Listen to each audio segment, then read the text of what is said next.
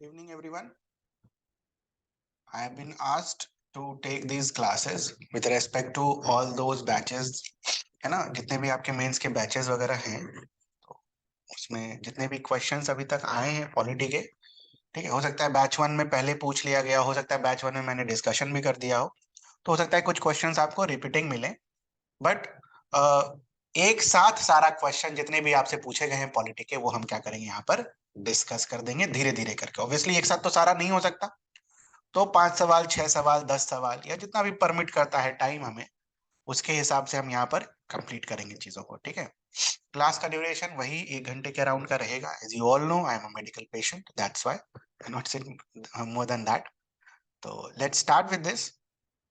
जो भी आपके डाउट्स होंगे प्लीज साथ में नोट डाउन करते रहिएगा, ठीक है, और बाद में जब आपको पूछने का मौका मिलेगा तो आप आराम से उस समय पूछ सकते हैं। तो एक बार मुझे बोल देने दीजिए, क्वेश्चंस करा देने दीजिए, उसके बाद फिर जो भी आपको पूछना हो आप पूछ सकते हो। प्लीज साथ में आप डाउट नोट करते चलिएगा, ठीक है, जो भी डाउट्स आपको आते हैं। तो पहला क्वेश्चन वाज, ठीक है, milestones and features of constitutional development, ठीक है, in India during the British period. तो ब्रिटिश पीरियड कौन सा हो गया बेटा? 1947 के पहले।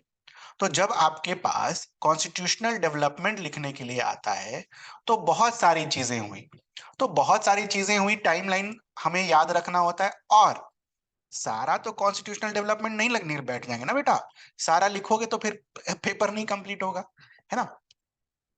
तो अगर कॉन्स्टिट्यूशनल डेवलपमेंट को अगर आप देखो तो पहला जरूर लिखना, ओके, पहला जरूर लिखना, ठीक है, पहला एक दो आप लिख सकते हो, क्या था, रेगुलेटिंग एक्ट, और ठीक है, ये सारी चीजें।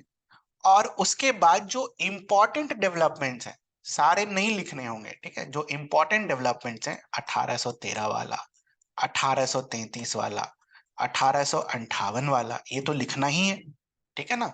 हम क्या देखते हैं, कंपनी से रूल कहाँ चला जाएगा, ब्रिटिश क्राउन के ऊपर।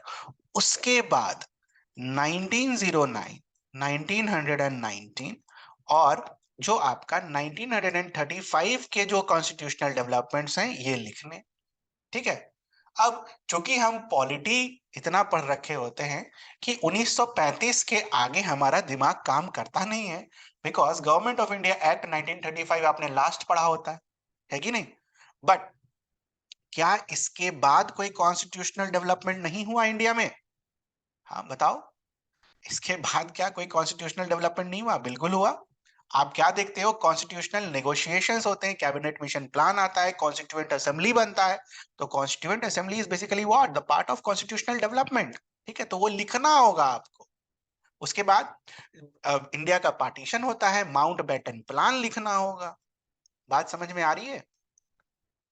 इंडियन इंडिपेंडेंस एक्ट ऑफ 1947 लिखना होगा। तो ये सारे कॉन्स्टिट्यूशनल डेवलपमेंट्स हैं।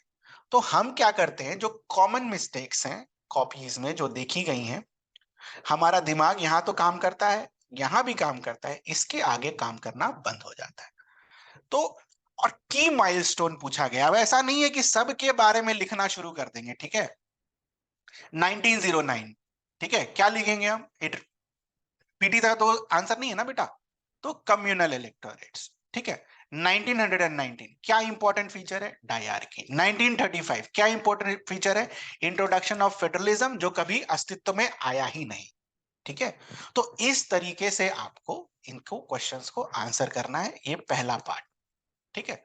तो दो पार्ट्स में क्वेश्चन है, डिस्कस द की माइलस्टोन एंड फीचर्स, और दूसरा जो है, how did these development shape the foundation for post independence Indian constitution. तो पोस्ट इंडिपेंडेंस इंडियन कॉन्स्टिट्यूशन में आपको प्री 1947 के पहले और 1947 के बाद वाला कंपैरिजन करना होगा, ठीक है। जैसे कि हम क्या देखते हैं, 1909 ने कम्युनल इलेक्टोरेट्स दिया, है ना। लेकिन हमने क्या किया, जब हमारा संविधान बना तो हमने क्या किया, right to vote irrespective of caste, creed, religion, sex, place of birth to everyone who is eligible। Eligible मतलब उस समय तो चलो 21 साल, बट फाइनली क्या है, 18 साल या उनके ऊपर जो लोग भी थे उन्हें हमने राइट टू वोट दिया। तो ये कंपैरिजंस करना है, how does development. Communal electorate दे देते तो क्या होता, कम्युनल लाइंस पर कंट्री डिवाइड हो जाती है। तो हमने उससे सीखा और हमने राइट टू वोट, ठीक है, यूनिवर्सल एडल्ट फ्रेंचाइज, इसका कंसेप्ट लेकर आए, ना कि कम्युनल इलेक्टोरेट का। ठीक है, ये हमने सीखा। और क्या सीखा हम? देखो बहुत चीजें, बहुत आंसर हो सकता है इसका, ऐसा कोई जरूरी नहीं जो मैं लिखा रहा हूं वही हो। मैं तो कुछ इंपॉर्टेंट पॉइंट्स आपको बता रहा हूं कि किस तरीके से आप अपने आंसर्स को अच्छा बना सकते हो, लिख सकते हो। और एक इंपॉर्टेंट फीचर क्या है, ये तो हमने देखा कि कम्युनल इलेक्टोरेट उन्होंने लाया, बट हमने अपने संविधान में इसको नहीं इनकॉर्पोरेट किया, बट वो ये भी लेकर आए। इसको हम क्या देखते हैं, अपने संविधान में हमने इनकॉर्पोरेट किया। ठीक है, तो इस तरीके से ब्रिटिश क्या लेकर आए और हमने पोस्ट इंडिपेंडेंस कॉन्स्टिट्यूशन में क्या चीजें वहां से ली, वो हमें यहां पर इंट्रोड्यूस करना है। ठीक है, और बात आ गई कि आजकल नया प्रचलन चला है कि हर क्वेश्चन में आपको एक करंट अफेयर्स का कुछ डालना है पॉलिटी में। ठीक है, इट्स मतलब ठीक है, अगर है तो है, नहीं है तो नहीं लिखेंगे, है ना। इसमें लिख सकते हैं जैसे कि विमेन को first time right to vote 1919 के अमेंडमेंट में मिला था, और उसको रिलेट करके आज के डेट में लिख देंगे कि तब ब्रिटिशर्स ने राइट टू वोट इंट्रोड्यूस कराया था, हालांकि सबको नहीं मिला था, वो अलग बात है। और आज हमने विमेन को रिप्रेजेंटेशन दिया, उसके लिए हमने वुमेन रिजर्वेशन बिल पास करी। तो इस तरीके से आप अपने क्वेश्चन को, हिस्ट्री वाले क्वेश्चन को करंट अफेयर्स के तरीके से एंड कर सकते हो। ठीक है, तो अगर लिखना ही है, मैं बोल रहा हूं ना, बहुत के दिमाग में रहता है सर टॉपर ने ये बोला, टॉपर ने वो बोला। ठीक है, तो अगर दिमाग में आ गया तो ठीक, नहीं तो लास्ट लाइन इस तरीके से कंक्लूड करके हम लिख देंगे इसका आंसर। तो this is for question number 1, short note. ठीक है, शॉर्ट नोट कितना होना चाहिए, जितना आपके पास पेज मिलेगा आपको। ठीक है, उस पर कोई चर्चा नहीं होगी, सर 2 लिखें, 3 लिखें, 4 लिखें, जितना पेज लिखा है आपको सब भरना है। ठीक है, बीपीएससी का सिलेक्शन का एकमात्र तरीका है पेज भरना। ठीक है, अब मानो चाहे नहीं मानो, यही सच्चाई है। ठीक है, तो जितना हम प्रैक्टिकल रहेंगे उतना ज्यादा हमारा चांस होगा सिलेक्शन होने का। ठीक है, तो this was the first question for today. इतने में तो बहुत धीरे हो गया हमारा। नेक्स्ट क्वेश्चन, बहुत सारे क्वेश्चन हैं पॉलिटी के, इतने सारे टेस्ट दिए हैं आपने। Discuss the constitutional definition of the term union. ठीक है, तो कॉन्स्टिट्यूशन में एज सच तो यूनियन का कोई डेफिनेशन नहीं दिया गया है। ठीक है ना, अलग से यूनियन को डिफाइन नहीं किया गया है, बस लिख दिया गया है article 1, India that is union, India that is Bharat, that shall be union of states, इसी तरीके से लिखा गया है। तो एक लाइन हम वो इंट्रोड्यूस कराएंगे, और फिर वेरियस कॉन्स्टिट्यूशनल एक्सपर्ट्स ने जो यूनियन का डेफिनेशन दिया है वो हम यहां पर क्या करेंगे, लिखेंगे। जैसे कि आपके जो अंबेडकर जी थे, उन्होंने क्या बोला कि यहां पर यूनियन का क्या मतलब होता है कि कोई एग्रीमेंट से ये यूनियन नहीं बना है। ठीक है, और प्लस यूनियन का मतलब यहां पर ये नहीं होता है कि it gives the right to the states to secede, Indian union छोड़कर जाने का राइट्स नहीं मिलता है स्टेट्स को। तो ये जो है कॉन्स्टिट्यूशनल असेंबली के डिबेट से आप यूनियन का डेफिनेशन यहां पर लिख सकते हो। ठीक है, नेक्स्ट, इसी क्वेश्चन में दूसरा पार्ट जो है, की characteristics that define the ideal union. तो एक आइडियल यूनियन कैसा होना चाहिए बेटा, बताइए, what should be an ideal union. एक आइडियल यूनियन कैसा होना चाहिए, यूनियन का क्या मतलब, सब मिलजुल कर रहे हैं, है ना। तो वो उसका आइडियलिज्म किस फॉर्म पर होगा, कि हमारे यूनियन में फेडरलिज्म, ठीक है, का जो स्ट्रक्चर है वो सही तरीके से चले, डिवीजन ऑफ पावर सही हो, है ना, डिवीजन ऑफ पावर जो है वो सही तरीके से हो, ऐसा ना हो कि किसी के पास ज्यादा पावर हो गया, किसी के पास कम पावर हो गया। उसी तरह the most important part for the ideal union is accountability and transparency. ठीक है, अकाउंटेबिलिटी एंड ट्रांसपेरेंसी। ठीक है, अच्छा, एक और अच्छा इंपॉर्टेंट पार्ट है आइडियल यूनियन का, क्या कि एक इम्पार्शियल और इंडिपेंडेंट जुडिशरी होना चाहिए, है कि नहीं।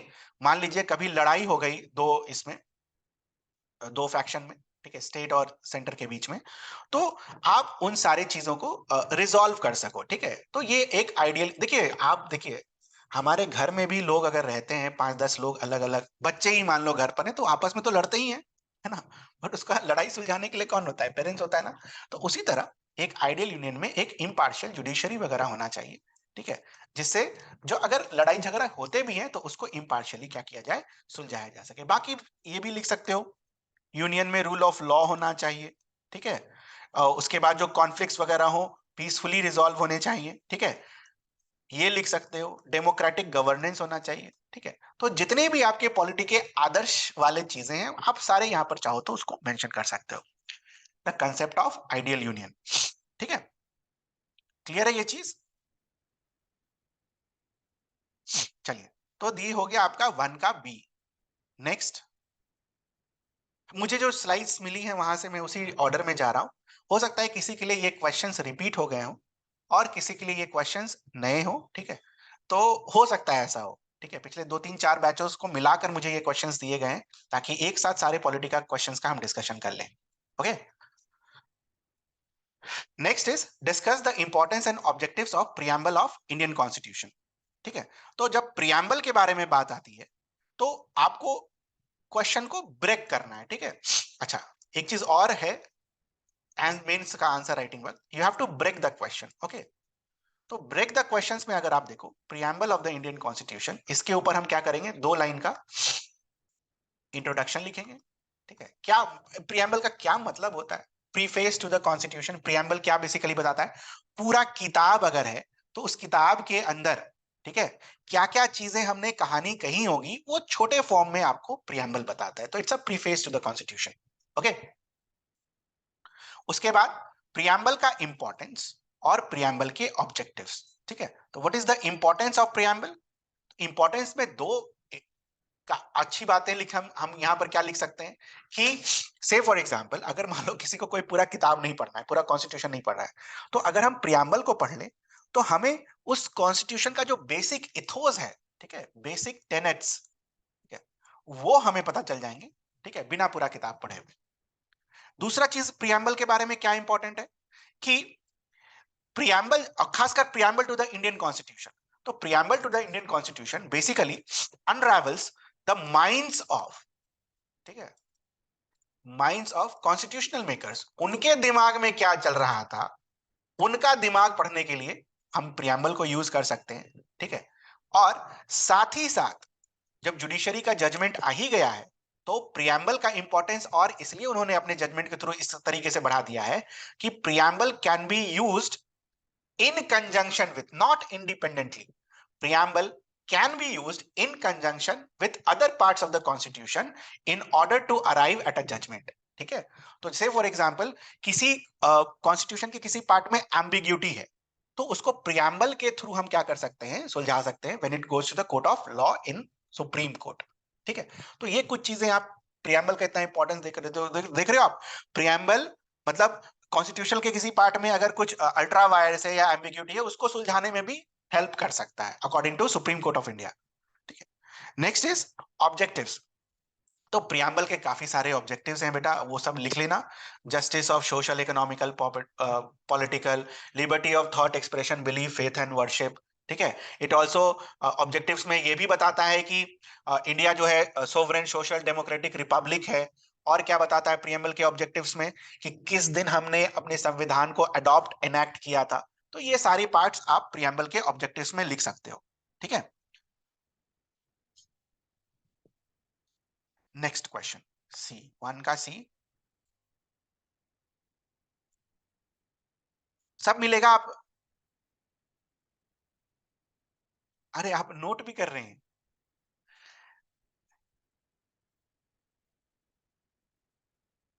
Preamble can be used in conjunction with, not independently, ये ध्यान रखिएगा, प्रियम्बल को हम इंडिपेंडेंटली इंटरप्रेट नहीं कर सकते, in conjunction with other parts of the constitution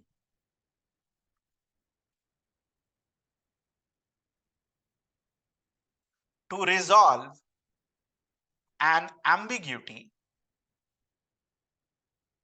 ambiguity के ब्रैकेट में लिख लीजिएगा if it exist. It can not be used independently, ये ध्यान रखिएगा। सिर्फ प्रियम्बल देखकर, because it is non justiciable, okay. सिर्फ प्रियम्बल देखकर सुप्रीम कोर्ट कोई जजमेंट नहीं दे सकता है because it is non justiciable. But it can be use in conjunction with other parts of the constitution, ये भी सुप्रीम कोर्ट का ही जजमेंट है। In order to arrive, in order to remove any ambiguity in the Indian constitution. लिख लिया? चलो आगे। Next is ये तो आप मुझसे ज्यादा जानते होंगे, describe the salient features of the act of 1935। ठीक है, ध्यान रखिएगा बहुत सारी चीजें 1935 में आई और हमारा जो आज का संविधान है, ठीक है, आपसे देखो, ध्यान से देखो क्वेश्चन, बहुत सारे एक्ट आए, आपसे 1935 वाला ही क्यों पूछा? हाँ? पूछने का तो और भी पूछा जा सकता था, 1935 वाला ही क्यों? क्योंकि हमारा आधा से ज्यादा संविधान जो है इसी एक्ट के ऊपर बेसिस है। That's salient features of 1935। तो याद रखिएगा, most important word, concept of federalism was introduced but it never came into practice। ये भी आप पढ़ते हैं पॉलिटी में, है ना, पीटी के लिए पढ़ते हैं। क्यों नहीं प्रैक्टिस में आया? क्योंकि सारे लोगों ने अग्री नहीं किया था। ठीक है, उसके बाद आप क्या देखते हो कि डायरकी जो कि प्रोविंशियल लेवल पर था उसको अबॉलिश करके सेंट्रल लेवल पर ले आया गया, डायरकी एट सेंटर। उसके बाद बाइकैमरलिज्म आपको इंट्रोड्यूस कराया गया प्रोविंसेस पर, प्रोविंशियल्स को ऑटोनॉमी दी गई। ठीक है, उसके बाद बहुत सारे इंस्टीट्यूशंस बनाए गए, ये वेरी इंपॉर्टेंट पार्ट जो हम भूल जाते हैं। बहुत सारे इंस्टीट्यूशंस बनाए, जैसे कि आरबीआई हो गया आपका, सुप्रीम कोर्ट हो गया। ठीक है, सुप्रीम कोर्ट का नाम उस समय सुप्रीम कोर्ट नहीं था, फेडरल कोर्ट था। ठीक है, फिर पब्लिक सर्विस कमीशंस हो गए, ठीक है, जॉइंट पब्लिक सर्विस कमीशंस वगैरह हो गए। तो ये सारी चीजें आपके government of India act of 1935 से आती है। तो सीधा सा सवाल है, salient features of act of 1935। Sir इसको स्टार्ट कैसे करेंगे? तो स्टार्ट ऐसे कर सकते हो कि ड्यूरिंग राउंड टेबल कॉन्फ्रेंसेस बहुत से नेगोशिएशंस हुए। इस नेगोशिएशंस को बेसिकली के ऊपर एक व्हाइट पेपर बनाया गया। व्हाइट पेपर के आधार पर एक बिल इंट्रोड्यूस कराया गया ब्रिटेन के पार्लियामेंट पर, और ब्रिटेन के पार्लियामेंट ने जब बिल को पास किया तो वो इंडिया में लेकर के आया government of India act of 1935। ये इसकी हिस्ट्री है, आई होप आपको पता होगा। ठीक है, ये हिस्ट्री वाला पार्ट है कि किस तरीके से ये आया था। ऑब्वियसली इसमें जो मॉडिफिकेशंस भी हुए थे, ये जो आपका कम्युनल बीच में अवार्ड आया था ना, कम्युनल अवार्ड, और उसके साथ साथ उसका रैमिफिकेशन, मतलब जो पूना पैक्ट हुआ था, ठीक है, उनको नलीफाई करने के लिए पूना पैक्ट जो हुआ था, इनके भी प्रोविजंस इसमें डाले गए थे। ठीक है, उसके बाद एक और इंपॉर्टेंट पार्ट कि 1935 एक्ट में जो सेपरेट इलेक्टोरेट्स बस किसी पर्टिकुलर ग्रुप के लिए थे, ये 3 अदर ग्रुप्स के लिए और क्या किया गया, एक्सटेंड किया गया। तो ये कुछ यूनिक चीजें हैं 1935 एक्ट की जो आपको पता होनी चाहिए, और ये सारी चीजें आप लिखेंगे। ओके, क्लियर है ये चीज? वन का D, government of India act of 1935। Okay, next, discuss the key features of the parliamentary system of governance, compare the parliamentary and presidential system of governance। Basically एक ही क्वेश्चंस को 2 बार लिखना है। ठीक है, तो की फीचर्स में हम क्या लिख सकते हैं? Parliamentary system of governance. पहले तो ये डिफाइन करना होगा what is the meaning of parliamentary system of governance. तो इंडिया के रेस्पेक्ट में अगर हम इसको डिफाइन करें, parliamentary system of governance means what? Legislature, ठीक है, sorry, executive, executive is answerable to the legislature। ठीक है, और इंडिया के फॉर्म में अगर हम देखें तो executive is answerable to the lower house. Upper house में तो आंसरेबल नहीं है। ठीक है, लोअर हाउस में अगर उसने अपनी मेजोरिटी खो दी तो वो उसका सरकार गिर जाएगी। तो this is the meaning of what? Parliamentary form of government.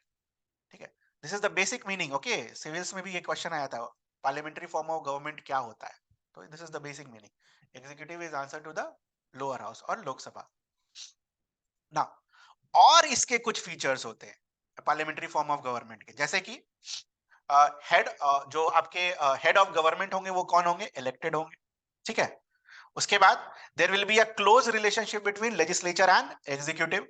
उसके बाद concept of very important part, collective responsibility, जो मैंने ऊपर पे बताया ना, यही है कलेक्टिव रेस्पॉन्सिबिलिटी। ठीक है, तो कलेक्टिव रेस्पॉन्सिबिलिटी। उसके बाद और क्या देखते हो आप parliamentary form of government? There is a fusion of power. Fusion of power का क्या मतलब हो गया कि एग्जीक्यूटिव जो है वो लोग, देखो जैसे मान लो मोदी जी हैं, मोदी जी आपके लोकसभा में बैठे हैं और साथ में आपके जो है प्राइम मिनिस्टर भी हैं।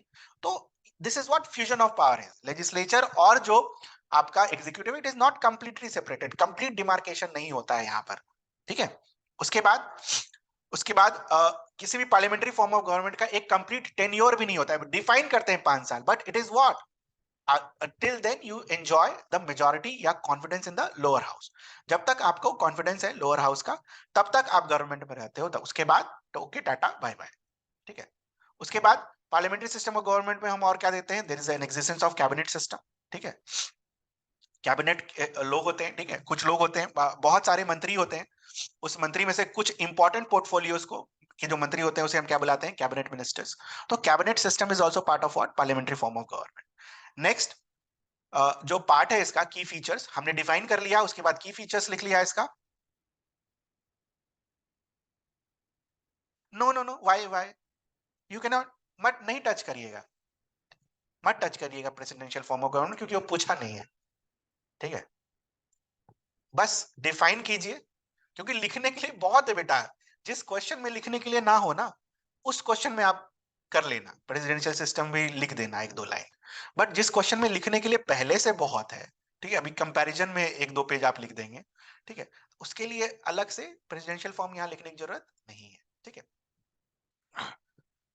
तो जब भी हम स्टूडेंट्स के साथ पढ़ते हैं, बात करते हैं, उनको जब समझाते हैं लिखने का तरीका, कंपेयर वाला जब क्वेश्चन आता है, ठीक है, कंपेयर, तो हम क्या करते हैं, और मैक्सिमम मॉडल आंसर इंक्लूडिंग हमारा वाला भी, जिन्होंने भी बनाया है इसको, ठीक है, ठीक है, ऑब्वियसली यार model answer is not complete answer, ठीक है, वो आपको बस इतना बताता है कि क्या आंसर है।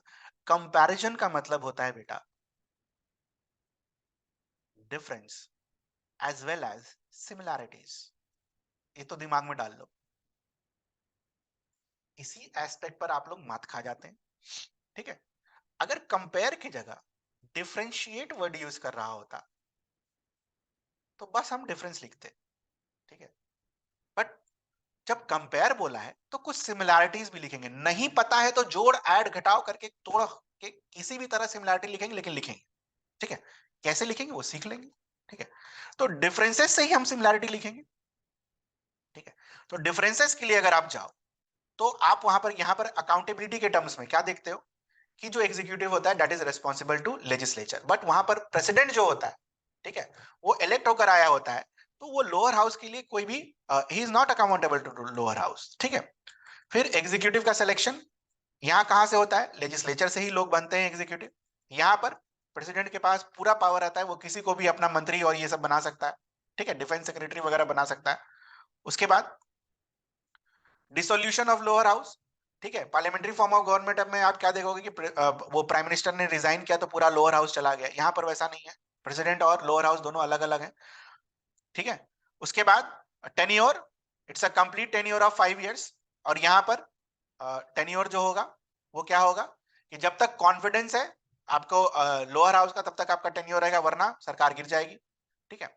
सेपरेशन ऑफ पावर, तो अभी जस्ट हमने देखा कि पार्लियामेंट्री फॉर्म ऑफ गवर्नमेंट में there is intermingling, there is no complete separation. But यहां पर हम क्या देखते हैं, there is a complete separation of power. और साथ ही साथ बेटा लास्ट में एग्जाम्पल लिखना मत भूलना। ठीक है।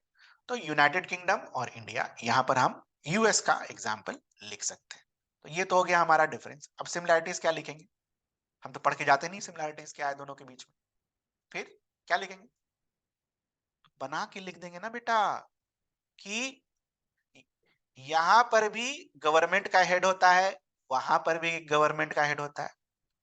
यहां भी सरकार चलाने के लिए एग्जीक्यूटिव होती है, वहां भी सरकार चलाने के लिए एग्जीक्यूटिव होता है। ठीक है। क्लियर है, समझ में आ रहा है। तो इसी पैरामीटर्स पर, ठीक है, सेपरेशन ऑफ पावर भी दोनों जगह होता है कि नहीं होता है, एक जगह कंप्लीट होता है, एक जगह इनकम्प्लीट होता है। बात समझ में आ रहा है। तो बेसिकली मैनेज करना भी सीखना है ना हमें, प्रेसिडेंशियल फॉर्म और पार्लियामेंट्री फॉर्म में रिलेशंस। ठीक है। तो कुछ चीजों को मैनेज भी करना होगा ऑन द स्पॉट। ठीक है। तो कंपैरिजन का अगर क्वेश्चन आएगा, तो दिमाग में एक बार इस पर जरूर सोचिएगा, क्योंकि हम नहीं सोचते, क्योंकि वो हमारे माइंड में फीड ही नहीं किया गया कभी। कंपैरिजन का मतलब सिमिलैरिटीज भी होता है। दो बच्चों के मार्क्स को अगर आप कंपेयर करते हो, क्या कंपेयर करते हो, बराबर मार्क्स कंपेयर करते हो कि नहीं, कि मैथ्स में दोनों को बराबर आया, करते हो नहीं करते हो। बस ऐसे ही सोचो, कंपैरिजन का यही मतलब ही होता है। ठीक है। तो नेक्स्ट 1 का ई, तो जो नहीं पता है वो मैनेज करना होगा वहां पर। ठीक है। बनाकर लिखना होगा। Highlight the salient features of Indian constitution constituent assembly, discuss its structure, function, की डिबेट्स, डिलिबरेशंस, दैट। अब देखो ये वाला पार्ट, सर अब हमें कैसे पता चलेगा कि की डिबेट डिलिबरेशंस क्या थे? ठीक है, तो ये याद रखना होगा, रिमेंबर। ठीक है, कॉन्स्टिट्यूशनल असेंबली में किस चीज के ऊपर डिबेट्स हुआ था? जैसे लैंग्वेज के ऊपर डिबेट हुआ था। ठीक है, नेशनल लैंग्वेज होना चाहिए नहीं होना चाहिए, तो ये पता होना चाहिए। उसके बाद फंडामेंटल राइट्स, मैं लास्ट पार्ट पहले कर दे रहा हूं। फंडामेंटल राइट्स के ऊपर डिबेट हुआ था, सबसे ज्यादा समय इसी ने खाया था। डीपीएसपी के ऊपर डिबेट हुआ था। ठीक है, 2%, 6% ऑफ द टाइम ये डीपीएसपी ने खाया था, फंडामेंटल।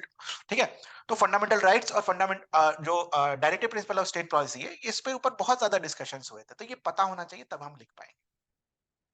ठीक है, now will start with this. Highlight the salient features of the Indian constituent assembly.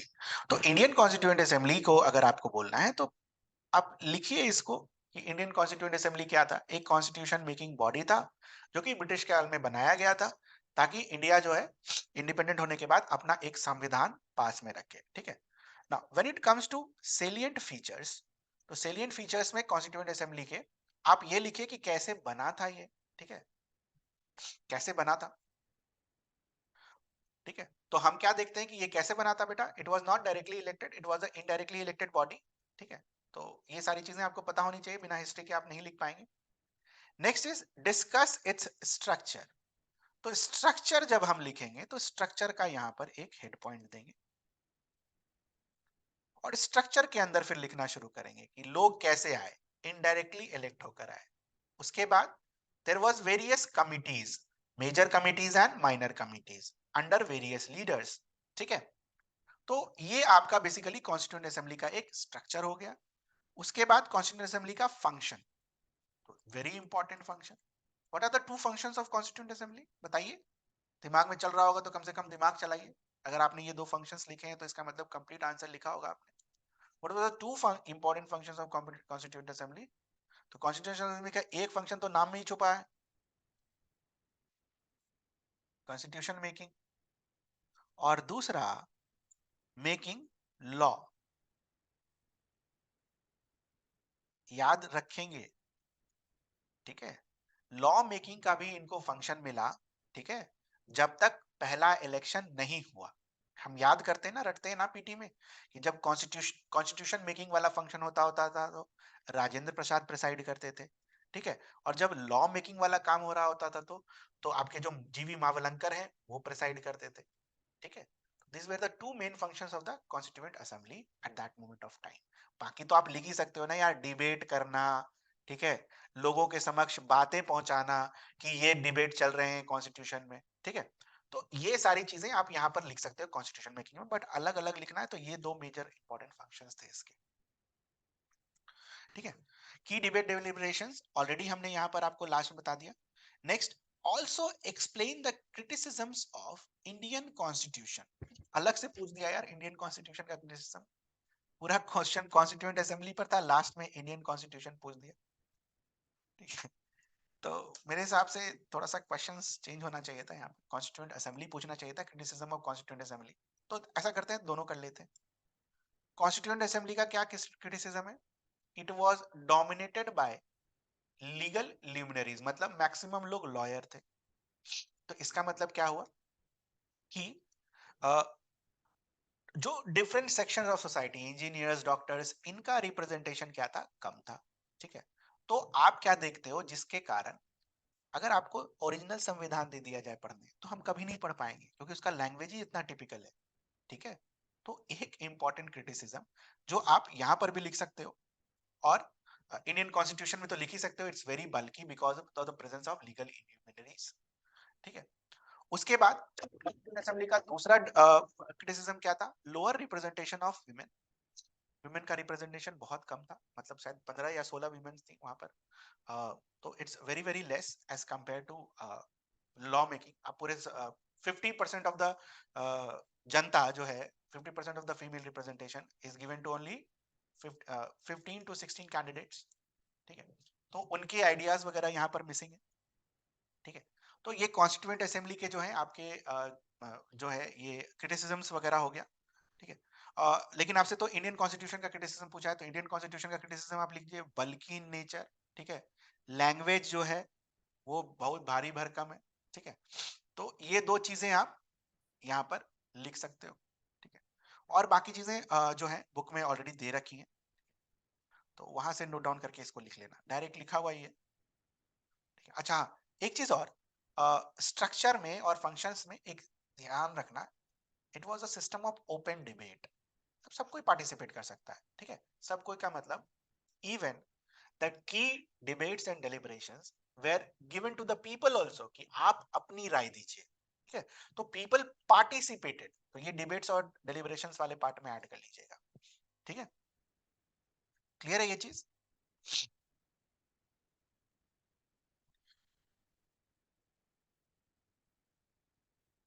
I can't see video, दिख रहा होगा? हाँ हाँ बिल्कुल सर, इंट्रो में हाँ बिल्कुल एम एन रॉय से स्टार्ट कर सकते हैं कि उन्होंने पहली बार डिमांड किया, फिर कांग्रेस ने कब डिमांड किया, बिल्कुल बिल्कुल यहाँ से स्टार्ट कर सकते हैं, कर सकते हैं, बिल्कुल कर सकते हैं। वीडियो दिख रहा होगा यार, ऐसे मत बोलो। हाँ, हाँ, ओके, ठीक है। तो ये था कॉन्स्टिट्यूएंट असेंबली के ऊपर, थोड़ा सा तोड़ मरोड़ कर अगर आप लिखोगे तो आपके पास बहुत सारी चीजें रहेंगी लिखने के लिए, okay. Next is preamble of the Indian constitution is not just a preface, ठीक है। तो सबसे पहले इसके बारे में बोल रहा है कि क्यों वो प्रीफेस ही बस नहीं है। What is the meaning of preface? Preface means what, कि चैप्टर क्या चीज में डील कर रहा है, बस ये प्रीफेस का मतलब होता है। जैसे अभी हमने थोड़ी देर बोला ना, preamble is being used as preface. अब प्रीफेस और प्रीएम्बल को अलग अलग तरीके से देखेंगे। प्रीफेस का मतलब कि चैप्टर के अंदर क्या क्या है, बट प्रीएम्बल सिर्फ ये नहीं बता रहा है कि चैप्टर के अंदर क्या क्या है, प्रीएम्बल आपको ये भी बता रहा है कि संविधान की फिलॉसफी क्या है, sovereign, socialist, secular, democratic, Republic, ठीक है। तो ये सारी चीजें भी बता रहा है। ये बस इतना नहीं बता रहा है कि संविधान के अंदर हम justice of liberty of thought expression, belief, faith and worship से फंडामेंटल राइट्स के बारे में बात कर रहे हैं, या फिर सिर्फ हमें जस्टिस ऑफ सोशल, इकोनॉमिकल और पॉलिटिकल चाहिए ना। It's completely not only talking about this details but also talking about the philosophical aspect of that.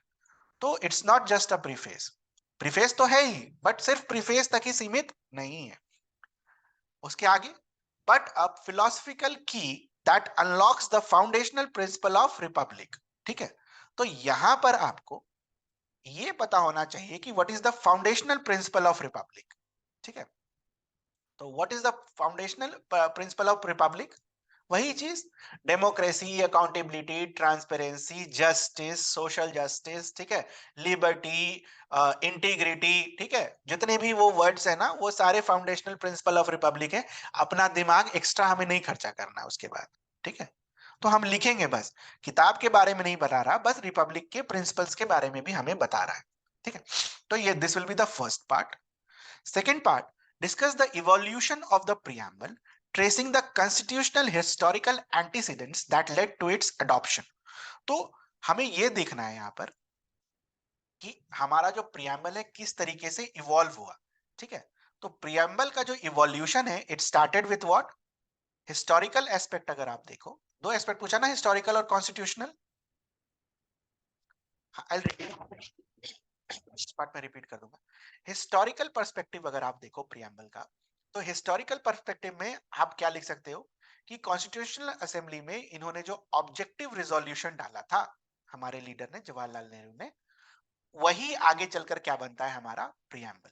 तो बेसिकली प्रियम्बल जो, अच्छा एक चीज और, प्रियम्बल के बारे में अगर हम पढ़े होंगे अच्छे से किताब, तो उसमें प्रियम्बल के बारे में लास्ट में कुछ एक लिखा हुआ है आपकी लक्ष्मीकांत पॉलिटी में। वो क्या, कि प्रियम्बल तो कॉन्स्टिट्यूशन में अगर आप पन्ने पलटो तो आपको शुरू में दिखेगा, बट एक्चुअल में कॉन्स्टिट्यूशन, कॉन्स्टिट्यूएंट असेंबली ने प्रियम्बल को लास्ट में अडॉप्ट किया था, ठीक है। तो ये कह सकते हैं कि after debates, deliberations, this preamble was adopted by the constituent assembly at the end, although it is in the beginning. दूसरा हिस्टोरिकल एस्पेक्ट प्रियम्बल के बारे में क्या लिख सकते हैं कि ये बेसिकली हमारे जो फ्रीडम फाइटर्स थे, उनके माइंड में क्या चल रहा था, वो अनरावल करने में हेल्प करता है। तो प्रियम्बल जो है हमारे फ्रीडम फाइटर्स के जो एस्पिरेशंस थे, ठीक है, किस तरीके का इंडिया होना चाहिए, उसको भी दर्शाता है। तो ये बेसिकली आपको प्रियम्बल का इवैल्यूएशन इवोल्यूशन में लिखना है, ठीक है। तो ये हो गया आपका कॉन्स्टिट्यूशनल एंड हिस्टोरिकल बैकग्राउंड, ठीक है। और हिस्टोरिकल बैकग्राउंड में हम और लिख सकते हैं कि struggle for independence, basically struggle क्या था, जस्टिस के लिए स्ट्रगल था, ठीक है। तो वो सारी फीचर्स भी आपको प्रियम्बल में देखते हैं कि we fought for justice of social, economical and political. We fought for what, liberty, कि हमें बोलने का या फिर फ्री स्पीच होने का या हमें प्रे करने का लिबर्टी होना चाहिए। तो हमारे फ्रीडम स्ट्रगल ने भी, फ्रीडम फाइटर के थॉट ने तो एक्सप्लेन किया ही किया, हमारे फ्रीडम स्ट्रगल ने भी, ठीक है, हमारे प्रियम्बल को क्या किया है, इन्फ्लुएंस किया है, ठीक है। उसके बाद इतने सारे फ्रीडम फाइटर्स का अगर आप नाम लिख रहे हो तो महात्मा गांधी भी हम ऐड कर देंगे उसमें, कि इन्होंने भी बहुत, उनके आइडियाज को भी हमने यहाँ पर डाला है, ठीक है। इसके अलावा ये तो इन्होंने कॉन्स्टिट्यूशनल और हिस्टोरिकल एंटीसीडेंट्स लिखा है। अब देखो बेटा, अगर हम ध्यान से चीजों को पढ़ रहे होंगे तो यहीं पर आपको एक दो नंबर एक्स्ट्रा कमा लेना है। कैसे? इन्होंने कॉन्स्टिट्यूशनल और हिस्टोरिकल एंटीसीडेंट्स पूरा, तो हिस्टोरिकल और कॉन्स्टिट्यूशनल एंटीसीडेंट्स हम यहां पर लिख देंगे, और उसके बाद एक लिखेंगे, ऑल दो historical and constitutional antecedents led to the evolution of the preamble, but there were other factors as well, जैसे कि ग्लोबल इवेंट्स। तो उस समय क्या चल रहा था, वर्ल्ड वॉर, ठीक है। उस समय क्या चल रहा था, और ये यूनाइटेड नेशंस का आपका चार्टर वगैरह आया था। तो हमने ह्यूमन राइट्स के प्रिंसिपल को भी, अगर आप देखो तो हमारे प्रियम्बल में वहां पर जगह है, ठीक है। यूनिटी, इंटीग्रिटी, ठीक है। तो लिबर्टी, बेसिकली लिबर्टी वगैरह जो है वो कहां से आया, ह्यूमन राइट्स के प्रिंसिपल से आता है, ठीक है। और उसके अलावा अ, अ, जो हम ये बोलते हैं यूनिटी और इंटीग्रिटी, जो ये वर्ड है, this is being influenced by what, उस समय जो पार्टीशन हुआ, national events, that also helped in evolution of preamble. तो ये दो क्वेश्चन तो आपको एग्जामिनर ने पूछ कर दिया, ये दो अपना दिमाग से हम, या तो हम इस क्वेश्चन को एंड कर सकते हैं, वे फॉरवर्ड बोलते हैं ना, वो फार रीचिंग कॉन्फ्रेंस वाला, वहां पर लिख कर ऐड कर सकते हैं कि बस ये और ये नहीं थे, इसके अलावा भी चीजें थी, ठीक है। तो इस तरीके से हम इसको एंड कर सकते हैं। तो ये आपको एक्स्ट्रा मार्क्स जो है वो फेच करके देगा, ठीक है। किसी ने पूछा सर फर्स्ट पार्ट को फिर से बता दीजिए। प्रीफेस, प्रीफेस किसी भी किताब का होता है, ठीक है। प्रीफेस में बेसिकली ये बताया जाता है कि किस चैप्टर में आपको क्या पढ़ाया गया, ठीक है। उसके पीछे का आइडिया नहीं बताया जाएगा, ठीक है, कि क्यों इस चैप्टर में ये पढ़ाया गया है। बात समझ में आई? तो प्रियम्बल जो है, प्रीफेस तो है ही, आपको तो पूरे संविधान में क्या होना है वो तो बताता ही बताता है, साथ साथ ही आपको वो जो क्यों हमने वो सारी चीजें संविधान में डाली है, sovereign, socialist, secular, democratic, Republic, उसका भी एक बेसिक आइडिया डालता है कि सोवरेन क्यों होना चाहिए। बिकॉज हम लड़ाई करके अभी ब्रिटिश से आए हैं, तो इसलिए हमें अपना जो है, अपना डेवलपमेंट का एक इंडिपेंडेंट पाथ मिलना चाहिए, ठीक है। सोशलिस्ट क्यों होना चाहिए, ताकि जो दो लोग ग्रुप के बीच में जो ये फैलता हुआ आपका डिफरेंसेस है वो क्या होना चाहिए, कम होना चाहिए। तो ये हो गया आपका फिलोसफिकल एस्पेक्ट, ठीक है। तो ये मतलब हुआ पहले लाइन का। बाकी that unlocks the foundational principle of republic. तो फाउंडेशनल प्रिंसिपल ऑफ रिपब्लिक में क्या क्या हम चीजें लिख सकते हैं, what are the foundational principle of republic, तो वो लिखना होगा। तो जो भी वर्ड्स आपके प्रियम्बल्स में, that are all foundational principle of republic, ठीक है।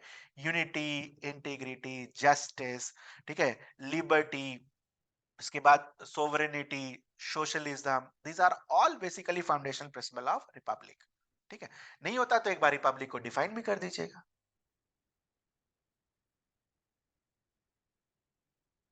नहीं तो नहीं, रिपब्लिक तो लिखना होगा ना बेटा, की that unlocks the foundational principle of Republic, ये नहीं लिखेंगे तो क्या हो। और लास्ट में फिर से वही बात आ गई कि सर करंट अफेयर्स को कैसे लिंक करें। तो आपको पता है प्रियम्बल से रिलेटेड कोई करंट अफेयर्स आजकल में सुना है आपने? बताइए, किसी ने कुछ सुना हो, किसी ने कुछ ज्यादा पढ़ाई करी हो, किसी ने द हिंदू और इंडियन एक्सप्रेस डेली पढ़ रहे हो। तो अगर आपने पढ़ा होगा तो आपको पता होगा करंट अफेयर्स से रिलेटेड। क्या हुआ है, सुब्रमण्यम स्वामी ने केस किया है सुप्रीम कोर्ट में कि वो दो वर्ड्स जो ऐड किए गए हैं, सोशलिस्ट और सेकुलर, ठीक है, वो हटा दिए जाए। तो ये आप ऐड कर सकते हो कि ये सारे जो वर्ड्स ऐड हुए हैं 42nd, because it is understood, ठीक है, उनका अलग फिलॉसफी रहता है, ठीक है। बट आप इस क्वेश्चन को करंट अफेयर से भी शुरू कर सकते थे। Recently the word preamble was in news because Subramanian Swamy filed a case in supreme court regarding removal of these two words which were added to 42nd constitutional amendment act, ठीक है, बस। हाँ, वेरी गुड, संविधान से कुछ शब्द हटाने के विषय में सुब्रमण्यम स्वामी ने केस किया है, ठीक है, तो वहां से भी आप शुरू कर सकते हो। तो बात समझ में आ रही है कि करंट अफेयर्स को कैसे यूज करना है, ऐसे यूज करना है, ठीक है। जहां पर याद आ गया ठीक है, जहां पर याद नहीं आया रहने देंगे, क्या करेंगे, है कि नहीं, हर चीज में तो नहीं लिख सकते। लास्ट ईयर था, अभी उनका जो है सुनवाई अभी जस्ट लिस्टिंग हुआ है, तो और न्यूज में है, ठीक है। Next, the question is analyse the unitary characteristics of, अरे मत यूज करिए, अगर आपको लगता है सुब्रमण्यम स्वामी का नाम यूज करके अगर वो पॉलिटिकल और ये सब हो जाएगा तो मत यूज करिए। Recently a petitioner filed a case in supreme court regarding removal of those two words which was added through those three words which were added through 42nd constitutional amendment act, ठीक है, why it was in news, ठीक है। Next, analyse the unitary characteristics present in Indian union, ठीक है। हाँ, ये सब question test का है, हाँ बिल्कुल टेस्ट का है, ये सब आपने नहीं लिखा, ये आपको नहीं मिला, कौन से बैच में है आप, 1 2 3 4 किसमें तो आई थिंक ये 1 का है, ये 1 का है, ये क्वेश्चंस 1 के हैं, तो इसीलिए तो करवा रहे हैं ना, 1 2 3 4 सारे क्वेश्चंस आप कर लो, 1 में जो हो गया आपको हो सकता है ना मिला हो, आपका भी भला हो जाएगा, है ना, तो घबराना नहीं है, ठीक है, कोई बात नहीं, सारे ही कर देंगे 1 2 3 4 वाले, ठीक है, धीरे धीरे करके सारा कंप्लीट कर देंगे। Next, analyse the unitary characteristics present in Indian union, तो यूनिटरी कैरेक्टरिस्टिक्स क्या है, सिंगल संविधान, ठीक है, सिटीजनशिप भी हमारी क्या है, सिंगल, ठीक है, सेंटर क्या है अपना, स्ट्रॉन्ग, ठीक है, इमरजेंसी प्रोविजंस हैं जो कि यूनिटरी फीचर्स हैं, ठीक है, उसके बाद इंटीग्रेटेड जुडिशरी है, what is the meaning of integrated judiciary, state के लिए अलग नहीं, सेंटर के लिए अलग नहीं, सर 1 2 3 अब तक कोई भी, हाँ तो बैच 2 में अलग क्वेश्चन है बेटे, बैच 2 3 सब बैच में अलग अलग सवाल हैं, क्यों रिपीट करें, फिर बैच का क्या मतलब हुआ, सेमी सवाल पूछने हैं, कुछ क्वेश्चंस जो इंपॉर्टेंट होंगे वो सेम बैचेस में होंगे, हर बैचेस में होंगे, बट कुछ क्वेश्चंस अगर बैच अलग अलग बन रहा है तो क्वेश्चंस भी अलग अलग दूसरे दूसरे इंस्टीट्यूट की तरह तो है नहीं, एक ही क्वेश्चन सब बैच में चला दो, हाँ, एक ही बार में काम सब निकल जाए, है ना, तो उसको कामचोरी बोलते हैं, ठीक। हाँ, इंपॉर्टेंट क्वेश्चंस हर बैच में होंगे, ठीक है, इंपॉर्टेंट क्वेश्चंस हर बैच में होंगे, एक कॉमन सा थीम होगा उसका जो आपसे जरूर पूछा गया होगा, ऐसा नहीं पूछा गया होगा, ठीक है। आई होप आपसे यूनिटरी फीचर्स पूछे गए होंगे, यूनिटरी फीचर्स नहीं पूछे गए आपसे, नहीं पूछे गए तो पूछा जाएगा, ठीक है। इसके अलावा इंटीग्रेटेड जुडिशरी, फिर और क्या है, अपॉइंटमेंट ऑफ गवर्नर्स, ठीक है, उसके बाद ऑल इंडिया सर्विसेज, इसी पर खाली लड़ाई झगड़ा होते रहता है दोनों के बीच, है ना, स्ट्रॉन्ग सेंटर, सिंगल सिटीजनशिप, ठीक है, सिंगल कॉन्स्टिट्यूशन, इन्हीं के बीच में लड़ाई झगड़ा होता जाता है, ठीक है। तो एनालाइज पूछा है, एनालाइज करने पूछा है यूनिटरी कैटेगरी से, तो एनालाइज करना है कि सिंगल कॉन्स्टिट्यूशन का क्या मतलब है, सिटीजनशिप, सिंगल सिटीजनशिप का क्या मतलब है, स्ट्रॉन्ग सेंटर का क्या मतलब है, इमरजेंसी प्रोविजंस का क्या मतलब है, तो इसको एनालाइज करना है, ठीक है, वो हम कर लेंगे यार, ये सब हमारे वर्ड्स हमें पता होने चाहिए। How do these features contribute to a unitary aspect within the federal structure, तो दिस इज वेरी इंपॉर्टेंट, ठीक है, क्योंकि यही सारी चीजों को आपको सेकेंड पार्ट में लिखना है with combination of federal structure, ठीक है। तो फेडरल स्ट्रक्चर में हम क्या देखते हैं, 2 पावर सेंटर्स है, रादर 3 है अपने कंट्री में, है ना, सेंटर, स्टेट और जो है आपका लोकल गवर्नमेंट। तो लोकल वाला तो अभी बात ही नहीं कर रहे। तो फेडरल स्ट्रक्चर तो है, but what you will see, how federal structure के अंदर भी यूनिटरी एस्पेक्ट है। आप लिस्ट सिस्टम देखो, फेडरल स्ट्रक्चर क्या बोलता है कि डिवीजन ऑफ पावर होना चाहिए, ठीक है, ये तो नहीं बोलता है कि कितना होना चाहिए, है ना। तो हम देखते हैं क्या, लिस्ट सिस्टम में ज्यादा जो सब्जेक्ट्स हैं किसके पास है, सेंटर के पास। कम सब्जेक्ट किसके पास है, स्टेट के पास। कंकरेंट लिस्ट में दोनों के बीच में अगर समझौता नहीं हुआ तो किसका प्रिवेल कर जाएगा, सेंटर का, ठीक है। एक्सेप्ट 1 और 2 सर्कमस्टेंसेस, उसके बारे में बात नहीं हो रही है। और तीसरा रेसिडिवरी, वो भी कहां है, सेंटर के पास। तो federal structure division of power तो है, बट डिवीजन ऑफ पावर कैसा है, बायस्ड टुवर्ड्स सेंटर, ठीक है। क्लियर है। How do these features contribute to unitary aspect within the federal structure. तो इस तरीके से within the federal structure, ठीक है। Strong centre, within the federal structure में आप क्या देखते हो कि जो सिटीजनशिप है, ठीक है, that is given what at central level, not at state level. Jammu Kashmir वगैरह में था बट हट गया वहां से, ठीक है, after repealing of those articles. तो इस तरीके से रिलेट करके आपको ये वाला पार्ट लिखना है। नेक्स्ट 3 का b, examining the constitution. I think this must be the last question of test 1। ये लास्ट क्वेश्चन है, ठीक है। यहीं पर लास्ट डिस्कस करके क्लास को हम एंड करेंगे। फिर इसकी अगली क्लास कल, अच्छा, next class will be tomorrow at 11, ठीक है, नोट डाउन कर लीजिए। अगली क्लास जो होगी कल 11 बजे होगी। सैटरडे की क्लास नहीं हो पाई थी बिकॉज ऑफ, पता ही होगा आपको, भेजा गया होगा, नेट नहीं था, ठीक है। और जैसे ही मैंने भेजा सबको मैसेज चला गया, उसके बाद शाम को आ गया था, ठीक है। तो फिर वापस से फिर एक बार भेज दिया तो फिर कंफ्यूजन क्रिएट हो जाता है। Next, examine the constitutional provisions and historical context that have guided the union in the reorganization of states in India. ठीक है, तो ये बहुत इंपॉर्टेंट क्वेश्चन है बेटा, और ये कभी भी आपको आ सकता है, ठीक है। तो what are the historical context that has guided the union of the reorganization of state in India? तो दो चीजें हैं important, state reorganisation act of 1956, और दूसरा वो जो आपके आपने ये सुना होगा ना, ये JVP committee, have you heard this words, सुना होगा यार, पीटी की तैयारी करने में पढ़ते हैं हम, है ना, जेवीपी कमिटी वगैरह के बारे में, ठीक है। तो वो सब आप हिस्टोरिकल कंटेक्स्ट में आप डाल सकते हो, ओके।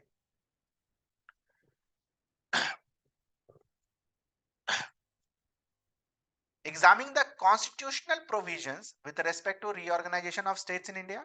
क्या है कॉन्स्टिट्यूशनल प्रोविजन, बताइए। What are the constitutional provision? Article 2, article 3 of the constitution, है ना, रीऑर्गेनाइजेशन के बारे में बात करता है कि जो सेंटर है वो किसी भी स्टेट की बाउंड्री जो है या नेम जो है, ठीक है, और वो क्या कर सकता है, उसको ऑल्टर कर सकता है, ठीक है। प्रेसिडेंट का रिकमेंडेशन होगा, फिर आपका जो है वो स्टेट के पास जाएगा, स्टेट रिमाइंड करे नहीं करे वापस आएगा, ठीक है, वापस लोकसभा में जाएगा, वहां पर जाकर पास होगा, और पास होने के लिए क्या चाहिए, सिंपल मेजॉरिटी। तो these are the constitutional provision for reorganisation of states in India, ठीक है। तो ये दो चीजें आपको पहले पार्ट में लिखना है। Next, discuss the key principle and challenges associated with the process of state reorganisation. दो क्वेश्चंस है यहाँ पर।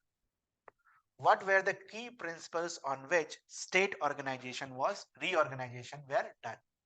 बताइए, लिख सकते हैं हम की principles. What were the key principles? बताइए। देखो, जिस समय ये स्टेट ऑर्गेनाइजेशन रीऑर्गेनाइजेशन की बातें चली, इंडिया उस समय टर्मोइल बहुत ही खराब स्थिति से चल रहा था। हमने जस्ट अभी पार्टीशन देखा था, है ना, 1947 का, और 1950-51 में हम ये नहीं चाहते थे कि वही चीजें फिर हमारे बाकी सारे स्टेट्स के साथ क्या हो, रिपीट हो। तो आप क्या देखते हो कि ये जो स्टेट रीऑर्गेनाइजेशन कमेटी है फजल अली के अंदर जो बनती है, वो बेसिकली रिकॉग्नाइज करता है कुछ प्रिंसिपल को कि क्या होना चाहिए। तो linguistic basis should be there to reorganize the state, but it should not be the sole basis।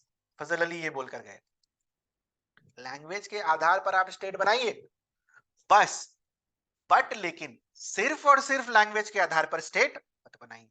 दोनों बात बोलकर गए। तो सिर्फ और सिर्फ लैंग्वेज के आधार पर अगर हम स्टेट नहीं बना रहे हैं तो किसके आधार पर बनाएंगे? आप साथ ही साथ एडमिनिस्ट्रेटिव एफिशिएंसी भी देखिए। से फॉर एग्जांपल दो स्टेट बना रहे हैं, आंध्र प्रदेश और तेलंगाना, पर हैदराबाद तेलंगाना में देख लो तो अगर दोनों को कैपिटल हैदराबाद चाहिए तो हाउ इज दिस पॉसिबल? ठीक है, नहीं होगा, किसी एक ही के पास जाएगा। तो ये एफिशिएंसी आपको देखना होगा। थर्ड, एडमिनिस्ट्रेटिव एफिशिएंसी के साथ साथ आपको कल्चरल, एथनिक, एथनिसिटी, इसका भी ध्यान रखना होगा। से for example north eastern states, ठीक है, जैसे नागालैंड के स्टेट, नागालैंड हो गया, मणिपुर हो गया, आसाम हो गया, ठीक है। आज जो आसाम मणिपुर वगैरह सब में जो हो रहा है, it is basically what, because of ethnic clashes. तो ये सारी चीजों को भी आपको देखना होगा। और आज के कंटेक्स्ट, ठीक है, यही है फार रीचिंग जो मैं बोलता हूं ना कि key principles associated with the process of state reorganisation क्या होना चाहिए। तो आज के टर्म्स में ये जो तेलंगाना और आंध्र प्रदेश वाला बना था बेटा, what was the key reason behind that? या फिर झारखंड और बिहार क्यों अलग हुआ था, क्या बोल के अलग हुए थे? डेवलपमेंट। कि सारा रिसोर्स झारखंड के पास है बट बिहार वाला साइड ज्यादा डेवलप है, सारा रिसोर्स हम वहां से ले रहे हैं, ठीक है। तो ये आप अपने से ऐड कर सकते हो, ठीक है। Process of state recognition, what were the key principles, ठीक है, नया प्रिंसिपल डेवलप हुआ है।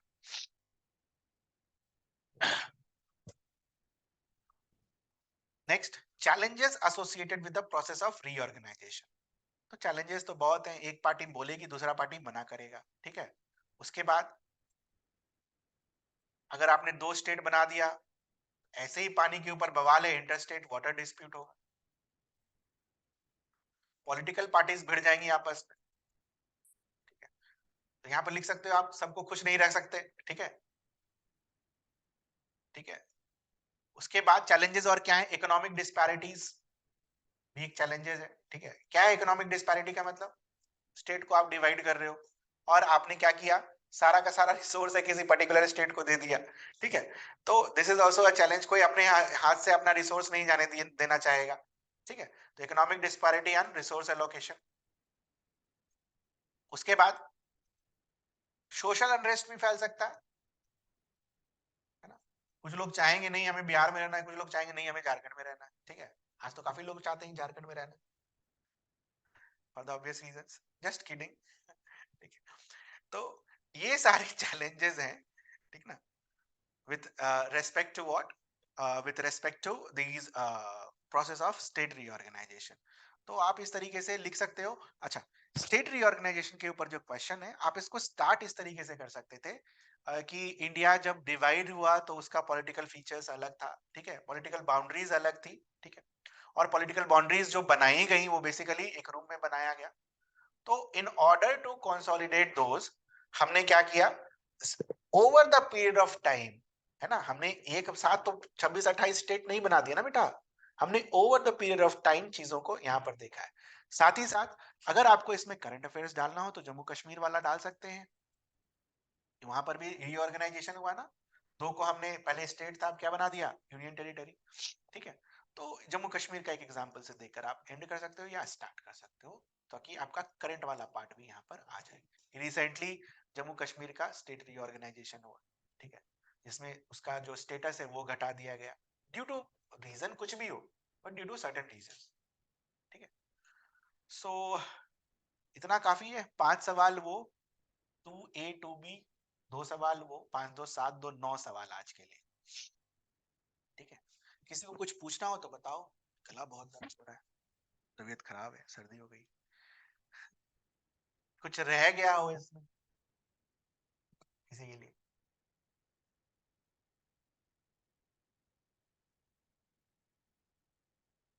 और भी हैं, अभी तो बस 9 सवाल हुए हैं, बहुत सारा है। आप देखो पेजेस, कितने पेजेस हैं? 190 पे बहुत सारे क्वेश्चंस हैं बेटा। ये हम कल की क्लास में डिस्कस करेंगे। ओके 11 ए कल की क्लास 11 बजे से होगी, 11 बजे आ जाइएगा, ठीक है? बाकी पढ़िए, मॉडल आंसर वगैरह दे रखा है। आप कोई दिक्कत हो तो आप पूछिए, जो भी चीजें हैं बताई जाएंगी आपको। किसमें? हिस्टोरिकल कंटेक्स्ट में। हिस्टोरिकल कंटेक्स्ट में वो लिखिए ना, ये जेवीपी कमेटी बनी, स्टेट रीऑर्गेनाइजेशन एक्ट हुआ, ठीक है? फिर आंध्र प्रदेश का रीऑर्गेनाइजेशन पहले ही हो गया, 1953 में ही हो गया, एक्ट आने के पहले। ये सारी चीजें हिस्टोरिकल कंटेक्स्ट में लिखिए। That have guided the union. Union को क्या चीज ने गाइड किया हिस्टोरिकल कंटेक्स्ट में? ये जो हमारा जो पार्टीशन हुआ, उसने गाइड किया, उसने हमें समझाया कि अगर आप लोगों की बात नहीं मानेंगे तो हो सकता है एक और पार्टीशन करना पड़ जाए साउथ इंडिया में, ठीक है? तो ये सारी चीजें आप हिस्टोरिकल कंटेक्स्ट में लिख सकते हो। प्लस ये जो कमिटीज बनी थी, जेवीपी कमेटी बनी थी, स्टेट रीऑर्गेनाइजेशन कमीशन बना था फजल अली के अंदर, उन्होंने गाइड किया, ठीक है? एक्ट जो बना 1956 का, उसने गाइड किया। तो ये 3 सोर्सेज हैं आपके गाइडेंस के लिए, 4 सोर्सेज हैं rather. Committee, state reorganisation commission अंदर Fazal Ali, state reorganisation act of 1956, और जो हमारे एक्सपीरियंसेस ऑफ पास्ट है ना, हिस्टोरिकल का जो पार्टीशन का एक्सपीरियंस था, उसने भी गाइड किया। कॉन्स्टिट्यूशनल प्रोविजन तो क्लियर है, वो आर्टिकल वाला लिखना है कैसे होता है और क्या, ठीक है? और कुछ पूछना हो किसी को? किसी को और कुछ पूछना हो? ये सारी चीजें जो मैंने बताई ये हैं आपकी बुक, आपके मॉडल आंसर में। जो मिसिंग था वो मैंने आपको हाईलाइट करके बता दिया। प्लस क्या आप एक्स्ट्रा करंट अफेयर से रिलेट करके लिख सकते हो वो, ठीक है? बाकी अगर आपने कुछ नहीं लिखा, मिस हो गया, या लिखा नंबर नहीं मिला, तो वो आप मुझसे पर्सनली भी पूछ सकते हो। No issues with that. I think there are no questions now, we can end the class now, ठीक? कल मिलते हैं 11 बजे दिन में, ठीक है? रेगुलर क्लासेस होंगी तो अब आपको बता दिया जाएगा किस दिन कौन सी क्लासेस है, ठीक है? चलो बाय एवरीवन।